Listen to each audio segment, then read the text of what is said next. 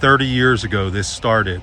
What were you doing in 1995? How old would you have been, and what were you doing at that point? I would have been 6 years old in kindergarten. So, yeah, that's pretty crazy. They've been going that long, and the amount of money they've raised is unbelievable. Really impressive. I was definitely giving my parents a runaround. Playing basketball in my house, nonstop. Playing basketball outside, nonstop.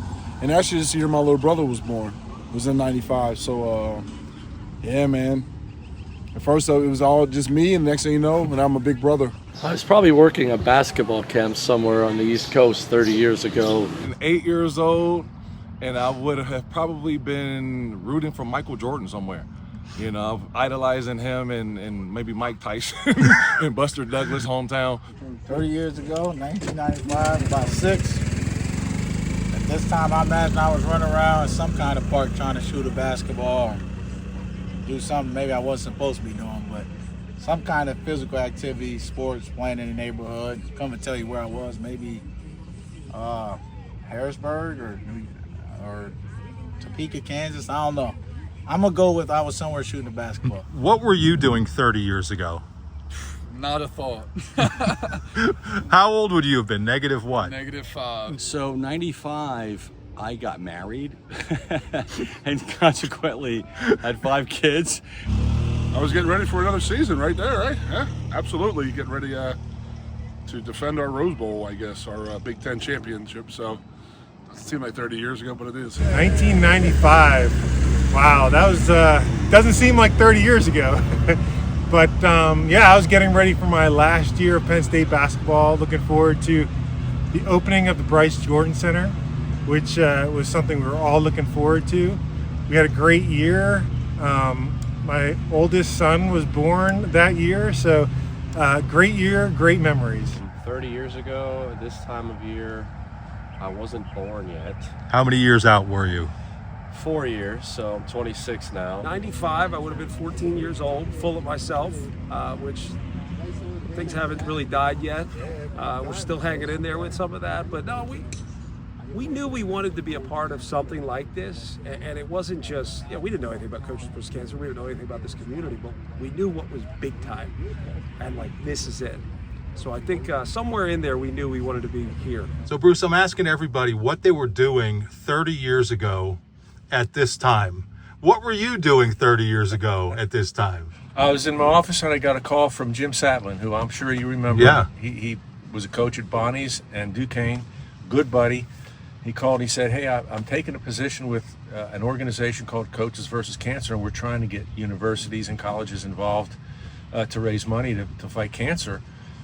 I said, well, we're in. What can we do? And he said, well, most people are doing like a 3-point shootout thing, and people can contribute for X number of 3-point shots made. And I thought, well, yeah, we got Pete Lasicki and Danny Earl and Glenn Secunda and Rashawn Carlton. Okay, we're in. Cancer touches a lot of lives. In this tournament, what they've done over 30 years has been remarkable, and they've helped so many people. It's because the community, it's such a great event, and it raises so much money for stuff that we don't really have, and anyone can participate is awesome. I think it's great. I've been doing this for, I think I was like the original guy, like 20-something years ago. Yeah. And to me, it's like, if I'm graciously invited, like I'll always go there and I'll always support this thing. It's great. She's 6 right now, so I think about 30 years ago, I was 6 years old. From the time this started. Then again, I think this is the most amount of golf groups that they've had ever. It's just a testament to all the hard work of the people, before who continue to make this a great event. Again, and it's obviously for such a great cause. So that's definitely put some perspective on how fast time goes, and again, like how, obviously cancer has impacted people for a really long time, and the work of these great people and everybody around the world is really cool to see that we continue to fight and try to put some kind of dent to someday beat cancer. Look, the whole objective is also to just push everything forward and invest into cancer and those that have been affected by it. I have a father-in-law who passed away from non-Hodgkin's lymphoma. Okay. So I'm looking forward to making a difference, hopefully. I think I've been involved 25 of the years of this, so great. I lost my mother to cancer, so it means something to me. It means something to everybody. Everybody has a little not a little, but everybody has a history with the cancer, the C word we call it, and you know, it's coming out here and helping out and doing whatever we can. I mean, I can't even play golf, but I like coming out and, you know, having fun shooting the crap with the boys and showing our sponsors a good time. It's just a great event to be a part of. I mean, it's just an amazing cause. Everybody's been affected by cancer. I got family members, friends that have, and just want to do anything we can to try to help the fight against cancer. It just goes to show the community that Penn State has and what they're willing to do for this cause, and you know, this group of people, you know, making donations to this cause for everyone across the world is huge. How much money we're able to raise is a big testament to the community Penn State has. I think, well, that's the thing. Penn State, it's community, but the more you're here, the more you realize it's truly family. And I think that's what makes this so special. You look at the guys that have come back for this, right? The amount of players and former coaches, managers who have all come back for this. And I think part of it is we still matter here. What we did that mattered so much to us still matters to the people here.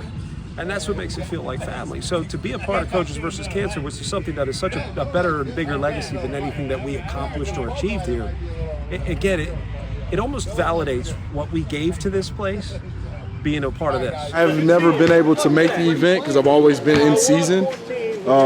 Sadly enough, we lost last week in the first round of playoffs, so I was able to come back. I actually flew in yesterday and went straight to the social, and as soon as I walked into the social, the energy and just the memories started flooding back. So it's a wonderful event. I'm so happy I was able to make it, and I really hope I'm able to bring my wife and son here at some point. This is my 3rd year doing it, and I've seen how much it means to people and the impact it has. So yeah, this is special. I look forward to it every year. Hopefully I can come here for many more years to come. It tells you what Penn State's all about, the community of Penn State, paying it forward. I just think, you know, the community it makes it bigger than yourself. And so for 30 years, Coach Parkhill started this, and here's what it's turned into. And I'm just holding the torch right now as the basketball coach, but many coaches have done that and are still a part of it to this day. It tells you how important it is to a lot of people. For you to see the way that this is endured through all the ups and downs of everybody's life.